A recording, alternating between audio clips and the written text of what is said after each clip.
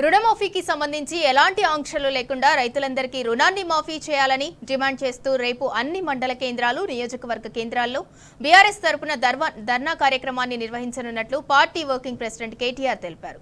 రాష్ట్ర వ్యాప్తంగా పెద్ద సంఖ్యలో రైతన్నలు కాంగ్రెస్ పార్టీ రుణమాఫీ ప్రయోజనం పొందకపోవడంతో ఆందోళన చేస్తున్నారన్నారు. ఒకవైపు రాష్ట్ర ముఖ్యమంత్రి 2 లక్షల వరకు అందరికీ రుణమాఫీ అయిందని చెబుతుంటే మంత్రులు మాత్రం ఇంకా రుణమాఫీ పూర్తి కాలేదని, కార్యక్రమం కొనసాగుతుందని చెబుతున్నారన్నారు. ఎవరికి తోచిన విధంగా వారు మాట్లాడుతూ రైతన్నలను అయోమయానికి, ఆవేదనకు గురి చేయటం ఏంటని కేటీఆర్ ప్రశ్నించారు.